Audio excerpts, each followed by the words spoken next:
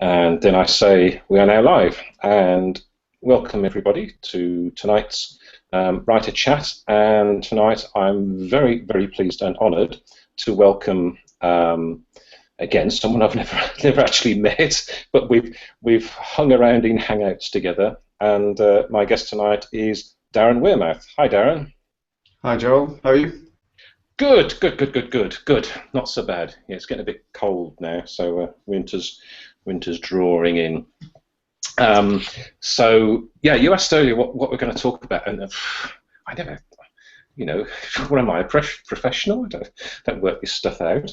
But I thought we'd sort of start with your writing, because you were in the army for a few years, weren't you? That's right. Yeah, Royal Signals. All right, and then you came out and did techie stuff for quite a few years, 16 years? Oh. It is 16 years. I looked it up. Okay. It's on my Amazon profile, but yeah, I joined Nokia working in the technical division on the network side, of market technology and stuff like that, and then onto some financial technology, payment systems. It's quite good. It's a good lead on from my army career, but I was at a creative side and started writing about 3 years ago.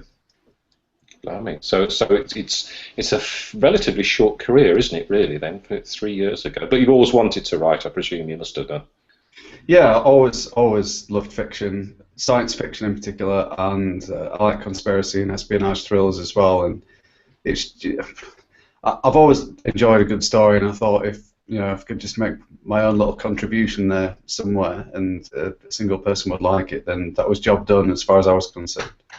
That's funny. I said on an earlier one of these that we were chatting about justification for writing, and I said that the first time I got an email from someone I didn't know said, "I liked your book."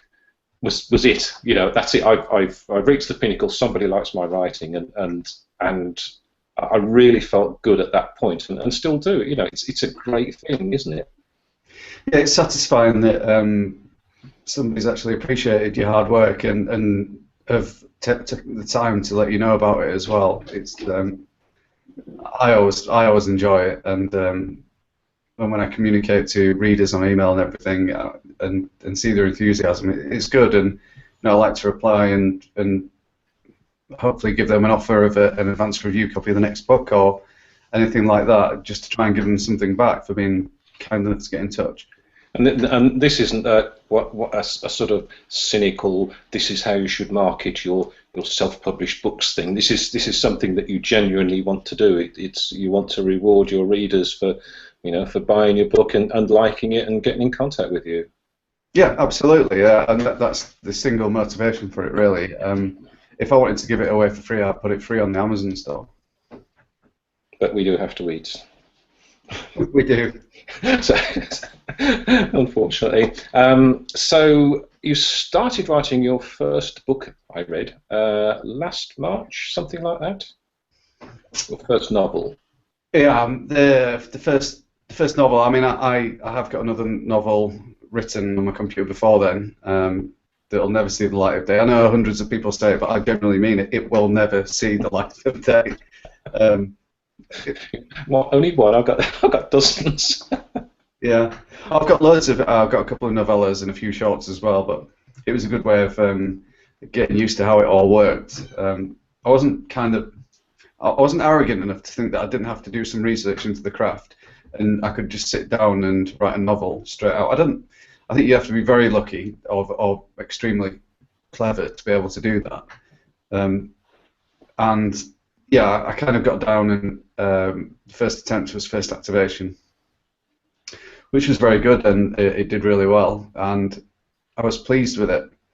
47 North bought that series and told me it could have been improved and pointed out areas of improvement. And at the time, loads of people generally liked it. Some people didn't like it, mainly because of the ending, bit of a cliffhanger. But some people did complain about the level of writing, which I don't.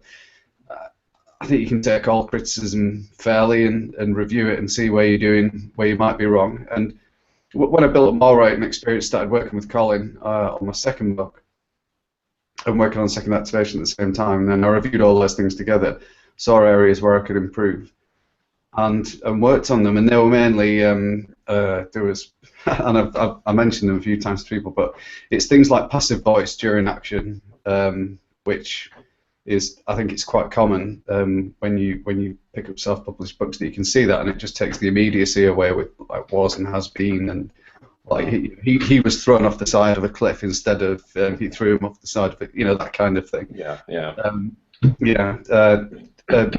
Sensory information as well, I think was quite a big one. I probably had to work on with the touch and sounds and feels to give that the grounding information in the scene for a reader, so they can immerse themselves in and get a feel of where you are. And picking out the when I read Delaney's book, Samuel Delaney, it's really good about writing.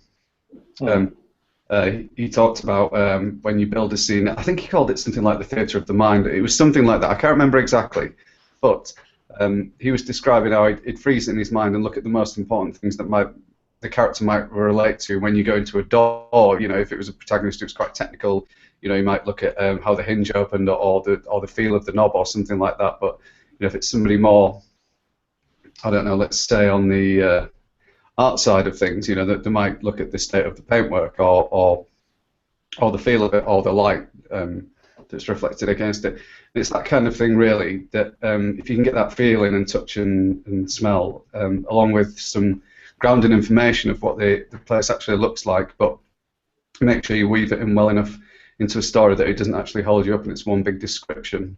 That sort of info dump thing where you suddenly get the feeling that the author has done some research, and you go blah, and it's this vomit of stuff, and you think, get on with it. It's interesting what you're saying about the sort of about the touch and feel of things. And I did a short story competition years ago, and a guy I'm still friends with, name check, Jeff Nelder, was the judge for that competition, and he sent my entry back and said, senses, there are 5 senses, and you're just using sight, and because I thought I'm picturing what the character is seeing, because that's that seemed to be most important, but it suddenly sort of, I thought after that, I thought, when you go somewhere, it's not just what you see, it's what you hear, it's what you smell, it's what you touch, as you say, and it's and it adds extra depth to the story and to the situation. It does.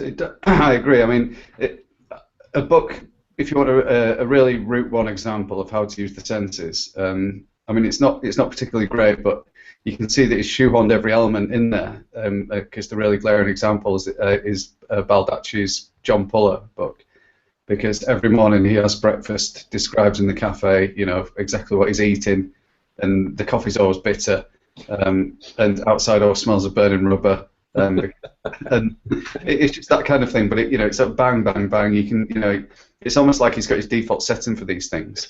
But the problem is, once you pick it up, it's annoying because it's the same every time. I can see that. and you mentioned when you were talking about first activation, second activation, it's picked up by 47 North. Some people might not know that this is an Amazon imprint, isn't it? Yeah, we did have other offers for the series, but I chose to go to Amazon purely on. I spoke to authors from some of the different places that were offering. I spoke to 47 North, and they were all quite happy with the process. They're very, I mean, you deal with now everything that people have said is true. They're very interactive, we could say, and they'll give you their cover concepts and ask you what you think about them. Before you go through the structural and copy editing process, they'll say, is there anything you want the editors to bear in mind when they come to look at this, or is there any themes that you want them to concentrate on? And they're very open with things like acknowledgements and what I can have at the front if I put my other books there that I've done. So I'm really enjoying it, and I know everyone's heard of horror stories from different publishers. I mean, I've heard loads of mixed things. I'm sure it's the same with you. I know somebody who's with one of the big imprints now who's having a great time, but on the flip side, I was speaking to someone tonight who isn't, you know, and they're going to go indie with the next book, and they were kind of promised the world. I'm not going to say what they promised because it'll give it all away, but nothing happened, and you know, I think they feel a little bit burned by that experience, and I mean, it's a gamble. I mean, there was an ego thing there that I had to pull back from. You know, the fact that I was offering a print run and I could go into all these stores across the United States, and I thought, wow, that'd be good. But then, you know, I paused and thought, well, would it? Because I ain't going to be on the front table next to Jamie Oliver and Stephen King and James Rollins, and that it'll be side spy and exposure somewhere near the back. And Amazon are really good in the electronic space, and I think that, you know, we are heading in that direction. So I prefer to go with them as a publisher. Yeah, I think there's always this, I call it a sort of kudos thing, that especially if you've been in and around writing for a few years, like predating the latest version of self-publishing and e-publishing, and there's this sort of kudos and a sort of stigma attached to not being traditionally published, and traditionally published is the proper way of doing it, and you're a proper author when you are traditionally published by one of the big outfits, and you do get your books in shops, and I think, I don't know if you're the same, but I always had this little pipe dream of being on a tube or a bus or somewhere and seeing somebody reading one of my books and just not saying anything, just sort of sitting there smugly saying, yeah, I wrote that. But you know, and it's not quite the same with an ebook because you don't know. But if it did dream about that, it'd probably turn into a nightmare, and they'd shake their head and just slam it and go, I'm not reading. Yeah. Not anything. Just chuck it away.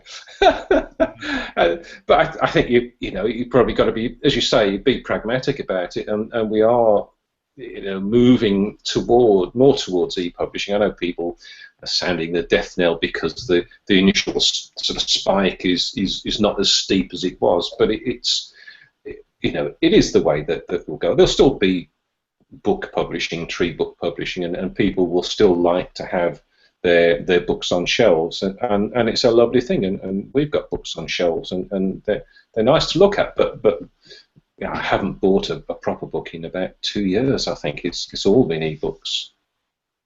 It's same here. I've got my shelf over the top of the camera. I'm just looking at it. I don't think, I mean, some books on there I've been given. I get sent some occasionally, sometimes by authors that have helped out, or sometimes I've helped authors with Kickstarters and stuff like that. They send me the books, and you know, they're the most recent ones that I've got. I haven't got a book. I'm always amused that, like, authors with lots of books, do they have their own books on the bookcases? Yeah, I think so. I've seen pictures of them, so I presume they do. I wonder why, because it's not like they're going to read them. I mean, but saying that, I've got loads of books on there that I'm never going to read again. Yeah. Maybe I should put one on. I don't know. Who's going to see it? Maybe it'll sort of spur you on or something. I thought if I brought anyone around in the store, they'd think I was yeah, right, twerp or something. Yeah. Yeah. There are other words, I'm sure, for other hangouts. First activation, second activation were written with your brother Marcus. That's right. Was it a fairly equal share of the work, or did you take the sort of major role, or how does it work with Marcus? Yeah, so I first drafted, and we went through and did the second draft together. Then we handed it over to content editor Harry DeWolf, and because it was the first attempt, there was quite a lot to fix. And Harry was good; he made some good suggestions. And then we worked on it together to produce the final one before getting it copy edited. So that's how it worked there. Second activation, he did some first drafting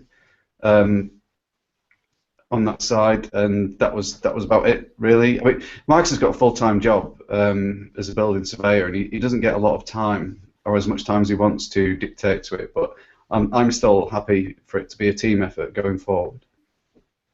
Yeah, and now Critical Dawn, Critical Path were written with Colin Barnes. And I'm sure I remember you being quite sort of taken aback when he contacted you and said, "Fancy writing a book together." Was that how it went? No, it's. I think we got in touch. We originally got in touch on Kboards because of advertising strategies. Because I used one on first activation that didn't get very well. But I would say that that kind of thing for me is like 0.001% of the work. You know, the writing's the more.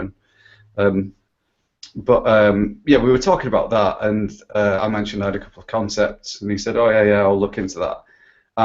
We got down and started writing. Colin's a more experienced writer than me when we first started doing this, which is good for me. I mean, we've both learned things from each other along the way, but I do think it's helpful to be able to work with an experienced writer at some stage, because I was making a couple of mistakes that were fundamental I didn't even know I was making. And we're not talking basic technical issues, they're a little bit more in depth here really, scene structure and things like that. But it's always nice to have someone to point that out. And I mean, Colin's the same as me.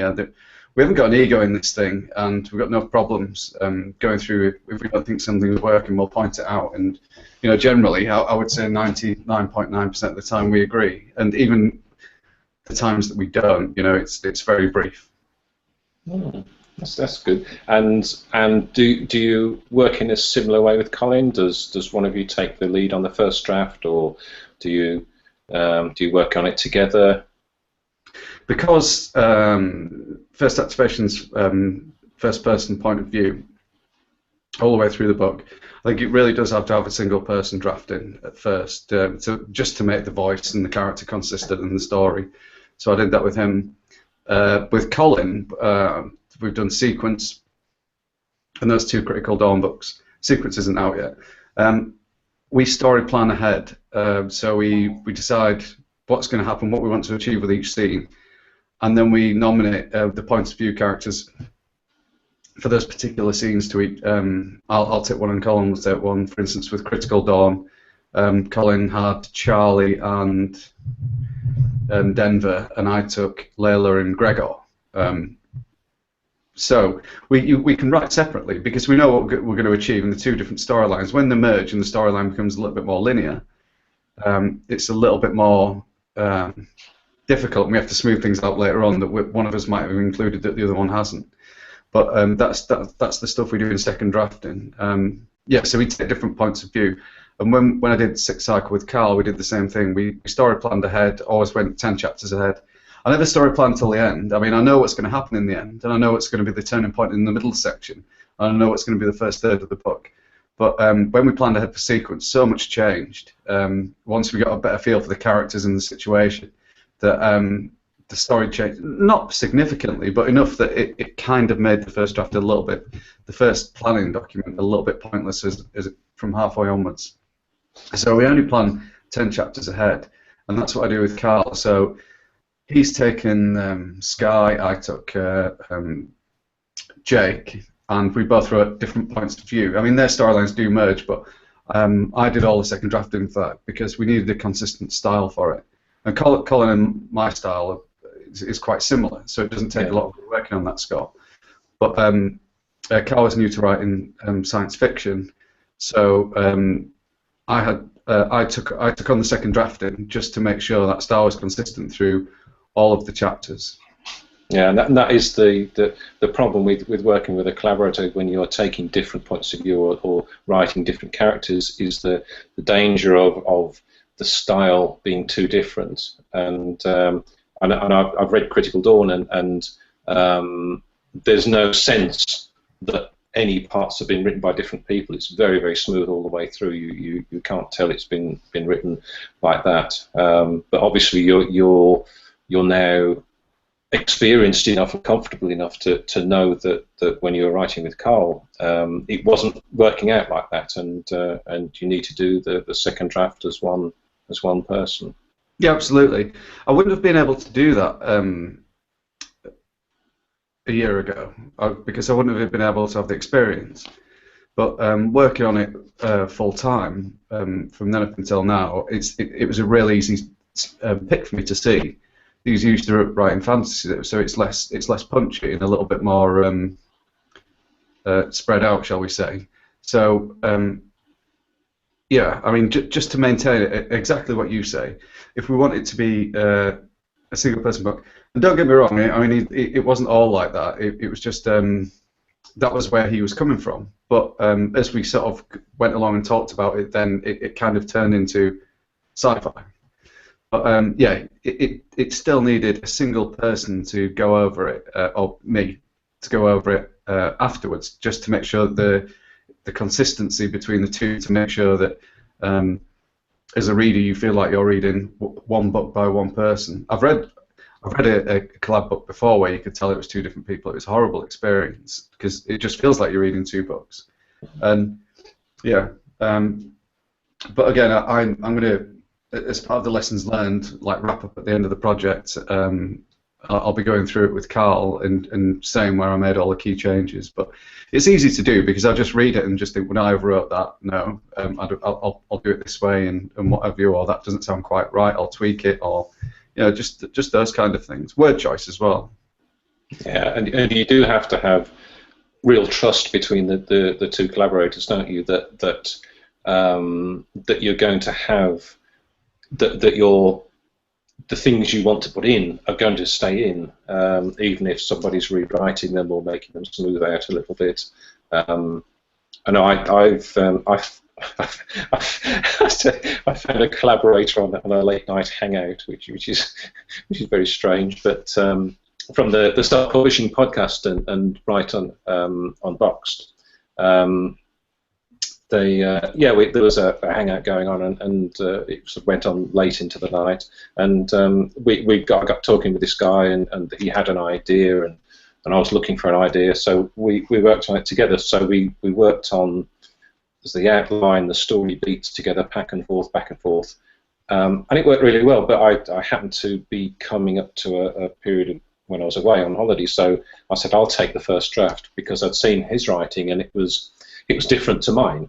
No better or worse, but it was just different. So I said, I'll take the first draft, produce the first draft in one go, and then we'll sort of kick it around after that. And I think that will, maybe in future, because we were going to work on a second one now. Maybe our writing styles will sort of merge together. I don't know. Maybe they will, and we'll, as we work together, we'll sort of get used to each other's styles and produce like a common estuary accent of a writing style. Yeah, yeah.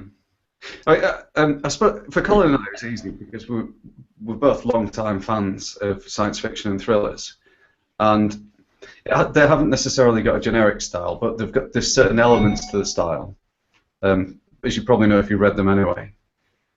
So we have the elements there, and it's all about exactly what we were saying before, being able to blend in the action to keep it moving with enough grounding information that you know where you are as well at all times, and times of the day as well, and weather. They're good grounding information to include, and easily slipped in with like a glance at the watch or whatever. You could see it on a car dash or anything, and yeah, so, but Carl had just written some urban fantasy. I think that was his first book. It's not published yet, and he's big Game of Thrones and everything. So it's just two different areas, and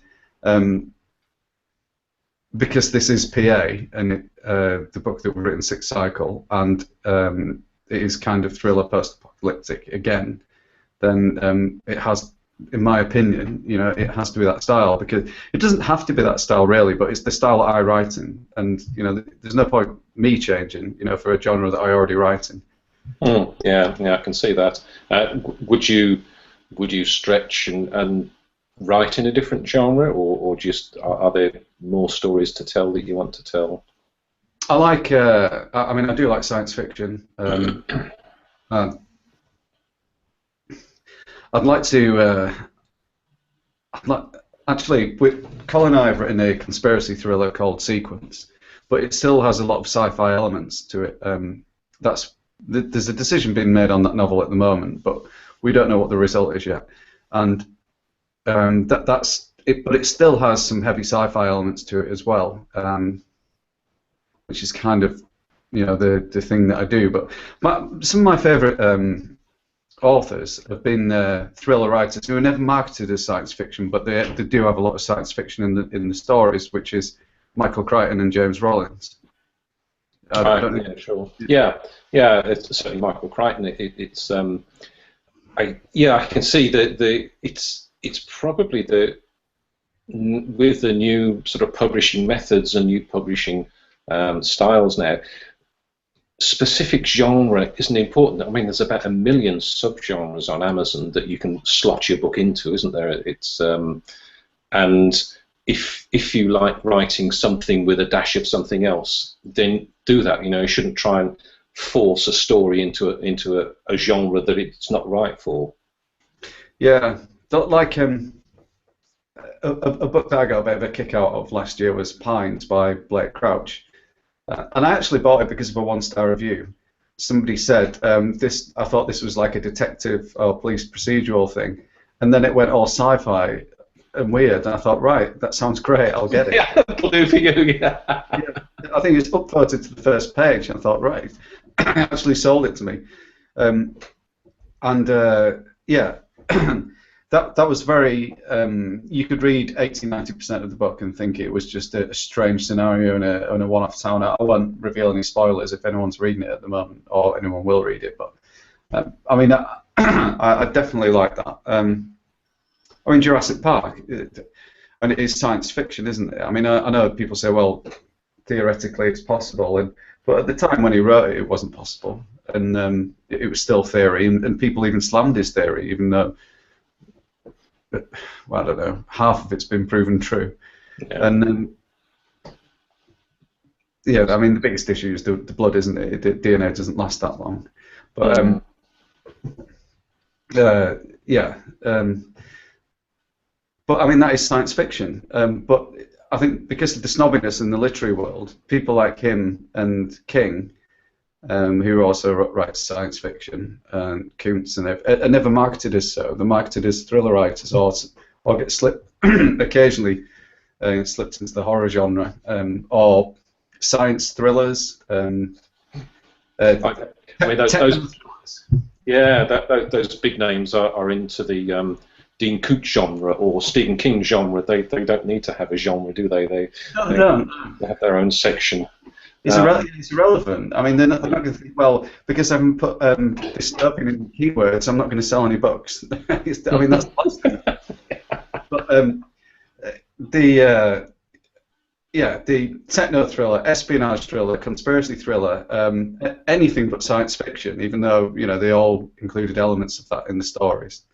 But no. I mean, I've never made any secret of liking it. It's my favourite. I just love the imagination element behind it, rather than using things that are already there and tools that already exist.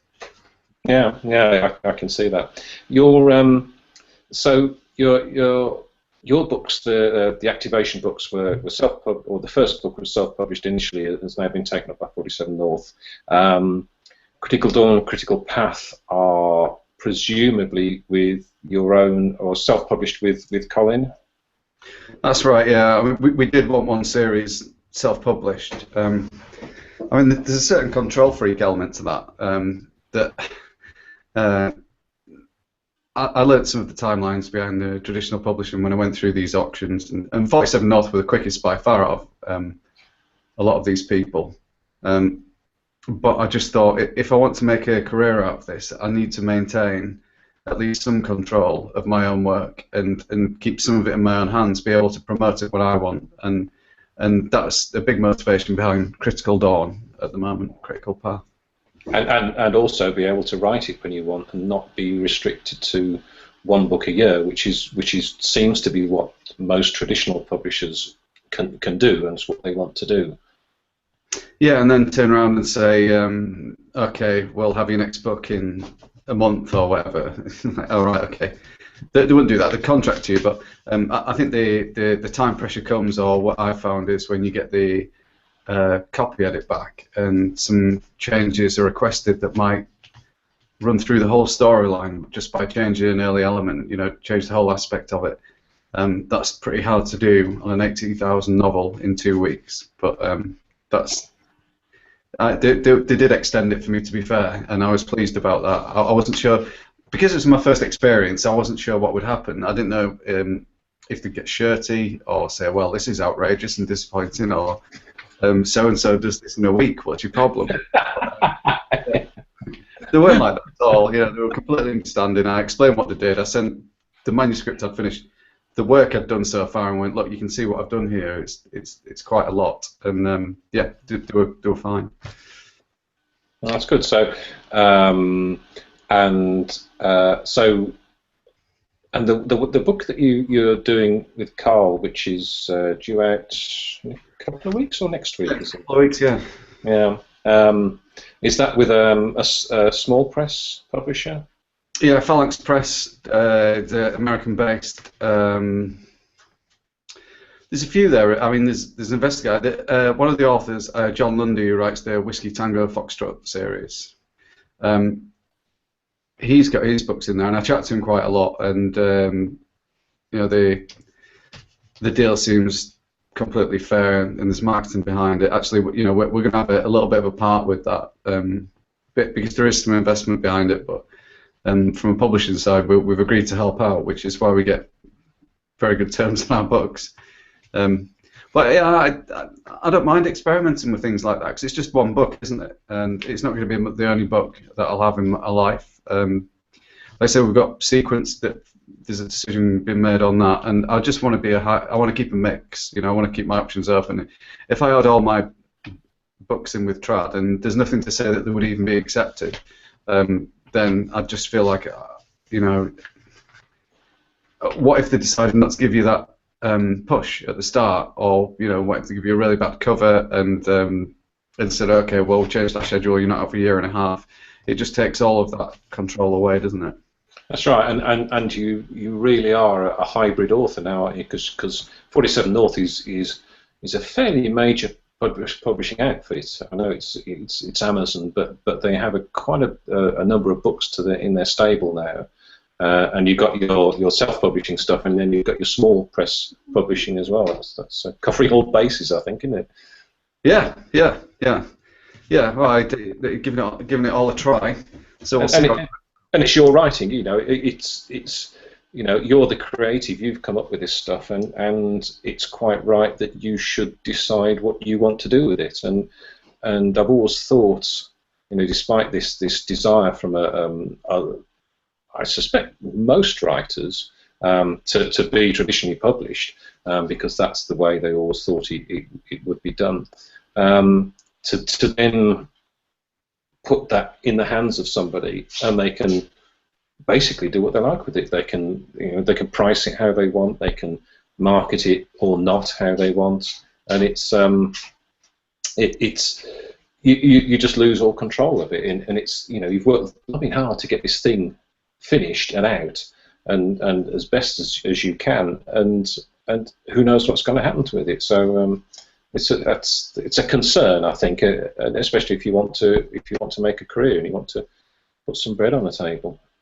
It is. It was a real concern. I mean, some of these sci-fi imprints that I've seen, and probably have to be careful what I say here, because of some of the people that I know, but I will say that some major science fiction imprints, or the smaller imprints that are attached to the major houses, they consider, if they get a book and put their work into it and everything, 5,000 sales in a year are a good turnaround for a novel. And I've watched it. At first, when I heard it, I couldn't believe it, and this is when I spoke to one of their editors. And then I looked at all of the books in the Amazon store, which is, I think, quite a decent indicator to how they're doing in general. And I mean, just none of them were getting pushed. They're all just chucked out there to float. And this is what's happened to this guy from the other imprint that I was speaking to the other day, and he's quite disappointed about it. But you have to wonder if their main kind of marketing budget goes into the big ticket authors right at the top, to give them the kind of launches they want, pay for the bookshelf space at the front of the stores, and put them into the paid programs on the front of the Kindle store, like the editor's pick and things like that. Yeah. it's the traditionals cash pick, you know, they pay for those places, and I just, you know, for somebody who wants to make a career out of it, I don't think it's the right move, you know, to put a series early up with them, unless you got certain guarantees around marketing. I wouldn't do it. I wouldn't. Yeah, and I don't think these days that's going to happen. It's very unlikely that a new author would get any sort of guarantees. And I remember reading, you know, this stupid argument between Amazon and Hachette. You just want to bang their heads together and just sort it out. But when people like Lee Child comes on and says, "Oh, you know, traditional publishing's great, and I get this and I do that, and I'm rather rich," and you think, that's you. You know, you are the 0.001% of all the authors out there, and the rest of us, you know, want just a little bit. You know, and that's the thing with traditional publishing. You if you attain the level of being traditionally published, then that's still no guarantee of having any true income from it. And No. at least if you're self-published or if you have control with a small publisher, then you can decide what you want to do, and you can say, right, I'm going to work really hard, and I'm going to produce 4 books this year, and issue them once every 2 months or something. And you can do that, and you know, it's completely your choice. And I don't know. I think there's a lot of people commenting on Amazon Hachette who are in a certain exalted position, and it's not really a true reflection of as Conrath calls them, the mid-listers, and the people even below that who are, you know, looking to earn a bit of money from their writing, and those same rules just don't apply. No, they don't, not whatsoever. And you're right before you said if you want a career about it, you've got to think carefully. I mean, the examples that were given before about those books that they were over the moon if they sold 5,000. So you got to wonder what a standard result is with them, just with one book when they're putting it out. And these are the major houses for the new or mid-list science fiction authors. I mean, considering that they're probably on 25% electronic and, I don't know, 10% paper or something, 7.5 whatever, it pales into nothing then for an author. You can't survive on that on one novel a year. I mean, it was just, you know, it doesn't take much to do the sums to realise that, you know, that's not much. And then you think, well, they could question, can I do any better in Cindy? Well, of course you can. I mean, I get my books content and copy edited. I use the cover designer that designs for 47 North, and I get it proofread, and I think, or I'd like to think that I can produce a product. I get it formatted as well professionally, so I'd like to think that I can produce a product that's close, you know, to. I mean, I don't think it'll ever have as many eyes on as a traditional publisher, because it'll get to the point where it's just not financially viable to keep going down those routes. But I think I put enough work in to get it as close as possible, where if people pick it up and start reading, they won't think straight away that, oh, this is an indie book or traditional. It's just a book. Yeah, and that's I think that's the point that all indies want to strive for, isn't it? That and you know, we don't want to be segregated. We don't want to, you know, be the you know, the distant cousin who's locked in a cupboard or something. We want to be up there with them, and if we produce a quality item that's of similar quality to a trad published book, and people can look at 2 side by side and say, yeah, you know, these look the same to me, then it shouldn't matter. It shouldn't matter one jot. No, it should. I mean, I saw that sneering article in the New York Times the other day that somebody put a link to, and you know, it was basically, you know, it was making out that we were putting out like the side of a cereal packet, and you know, that it's not like that at all. And you're right, it shouldn't matter to people one job, but I think if somebody's actually saying that, then they haven't bothered taking the time to look what how professional indies are becoming nowadays. Because I mean, when I look at it and you see some of the stuff being created, there's some really good books around. And of course, the thing that some people don't realise is that trad publishers don't always have all the editors and cover people in-house. They subcontract some of this. So, and as you say, you're using the cover designer that 47 North uses. So it's as professional as a professional outfit. There is no difference. So, you know, there needs to be, like you say, there's these sneering articles, and you know, they hold up these examples of bad writing or bad production, and you know, you're never going to be seen because there's this seething morass of self-published tripe out there, and if you believe that, then just don't bother trying to write, because there's no point in doing it. But you have to believe that what you write is going to be is the writing's going to be good quality, and the finished product is going to be good quality too, and it will stand up with the trad published books and compete equally with them, apart from, as you say, you know, paying for the marketing space at fronts of shops and the tops of websites and stuff. But that's another matter entirely, and probably another hour's discussion. Yeah, and I suppose to cap that off, they could say, well, I could go into the Amazon store and download any indie book on my Kindle and find something wrong with it.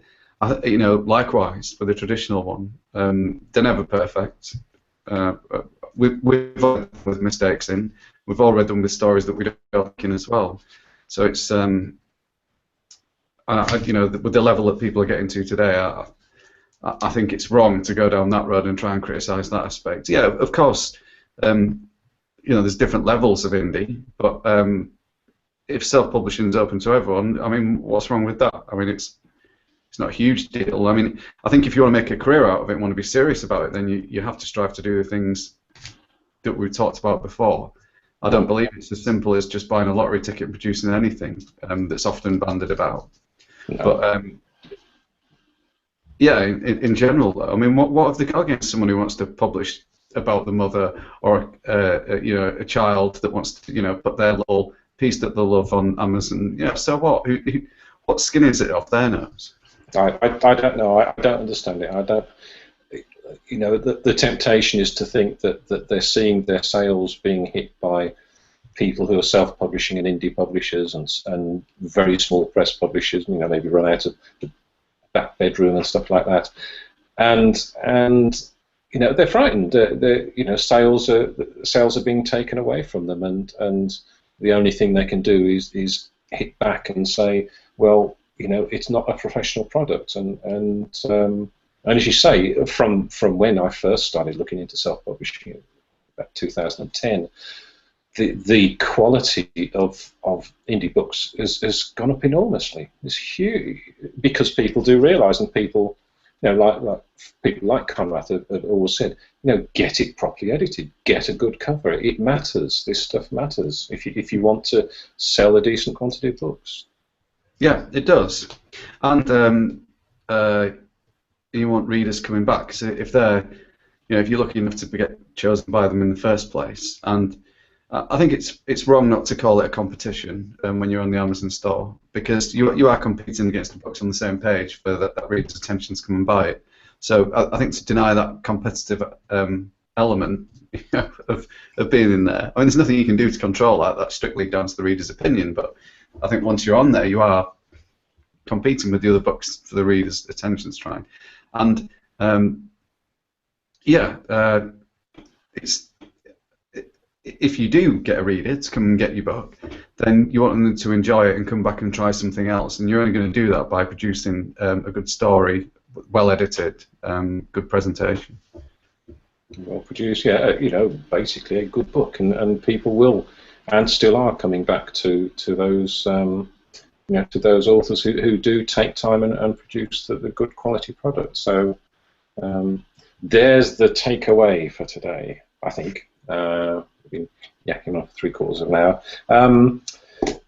So where, I suppose the best place for people to get in contact with you is through Google, isn't it, really? Google Darren Wearmouth and follow the links.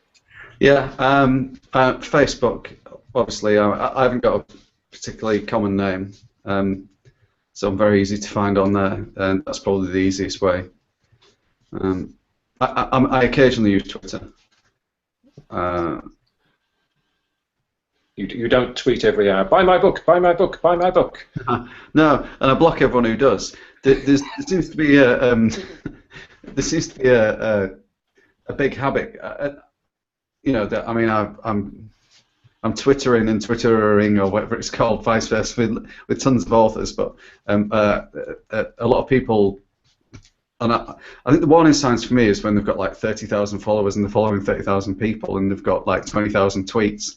That's that, you know, I don't kind of get involved in that because they've followed me along with another 400 or 500 people that day, and it's just a big kind of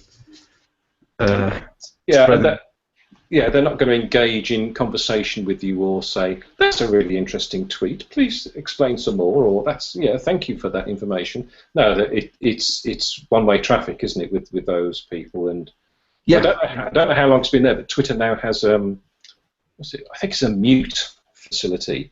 So, really?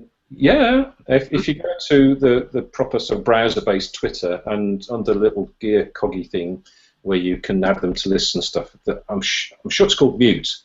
So what happens is you still follow them officially, but you don't see any of their tweets, which is great. I spent about a day going through them the other day, and my Twitter feed has got very quiet these days, and it's from people who aren't saying buy my book every 5 minutes.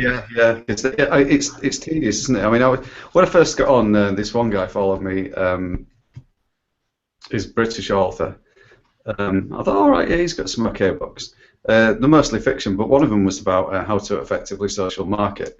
And he wasn't effective. Well, he certainly had some effect, but it wasn't what he thought it was. I mean, he's tweeting every like 2 minutes. It was crazy. He's like, "What is this? What you do for your job? I mean, what are you playing at? This is how to do it. You know, get your name out there. It doesn't get, you know, because you're just annoying the same people over and over again."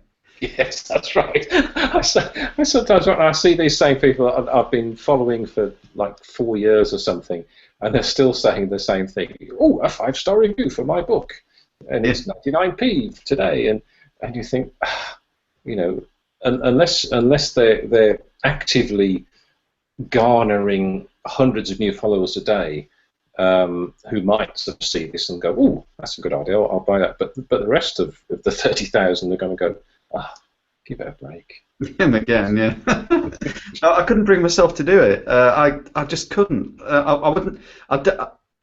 When I launch a new book, I usually put a link on Facebook, and I always feel embarrassed when I press to submit because I'm concerned that I might be annoying people. But as long as I keep it a one-off, you know, whenever I put it out, I don't think that's such a huge problem. Even then, yeah, because of what goes around, and I see a lot of spamming on social media, Facebook sites. I'm always reluctant to do it because I don't want to be labelled like that. But I think people probably know who are friends with me on Facebook or follow my author page that I don't. No, it's you know, it's all about. I would like to think it's all about engagement with people who either are your readers or might be your readers, and I just think people have got it so wrong, and they don't realise that people are just going, for God's sake, give it a rest. It's don't know. I don't understand it at all. And like you, I certainly wouldn't do that. It's horrible. There's this odd thing out called Thunderclap, where you go around and get everybody to support your campaign, but then they get sent a tweet about it. So they already know about it, but then they get tweeted because it reaches a certain amount on Thunderclap tweet back. I just didn't get it. And I went onto a Hybrid Anonymous forum and said, has anyone actually seen any results with this? I don't understand, because you know the campaign's happening anyway because you've supported it with your Twitter handle. The final result is that you just get tweeted back. I don't... What? And yeah, surprisingly enough, they all said no, we found it useless. Yeah.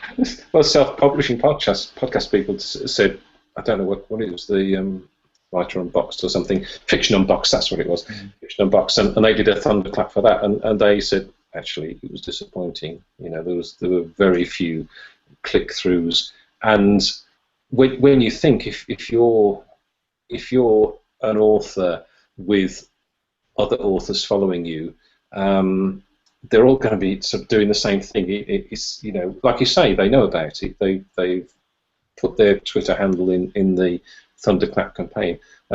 So what's the point? You know, just get this vomit of tweets at a certain time, and then they all go away again. So I just and the author's left with a thunder whimper. I mean, it's just nothing, isn't it? And there's those sad ones that don't actually get to their their total before it actually triggers. But everybody already knows who wants to know about it because they've already supported it. Yeah, it's bonkers. It's bonkers. I got somebody who's a social media expert coming on sometime soonish. It'll be interesting to see what she says about. Because I know she doesn't do this. She doesn't do this sort of constant tweeting and constant Facebook stuff. But it'd be interesting to see what she says about that. That'll probably be after the end of this month. So that'll be quite interesting. Right. Oh, blimey, it's 10 to 8. I've been yakking on for ages. So yes, your website is I've got darrenwearmouth.com and wearmouthbounds.com.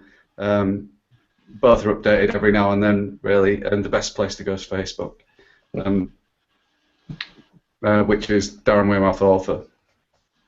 Yeah, and that will be linked on the show notes. I have to write this down because my brain will. Author and websites. I'm just trying to centralise all these things, really, because I'm aware that most people use Facebook, and some use Twitter, and some go to the website. So I just thought if I could put it all in one place and not have multiple pages, it'll be easier to manage and be able to update it more regularly. Yeah. I think indie publishers, indie writers are probably still experimenting with social media, and there's there's LO, that new supposedly Facebook competition, and there was another one the other day that appeared, and you just think, I'm supposed to be writing, not messing about on social media. So it's hard enough with what I've already got. I got sent an invite Cal sent me an invite to LO. Yeah. I just, well, let's see how that goes. But I don't, I've got enough to log into at the moment. You could be writing. Okay then, we'll call it a day. Thank you very much, Darren. Really appreciate it. It was fascinating chat about your writing and publishing, and I was especially interested in the collaboration as well, since I'm sort of heading that way too, and hopefully see you around. Yeah, nice to talk to you as well, and see you around. Yeah, cheers, Darren.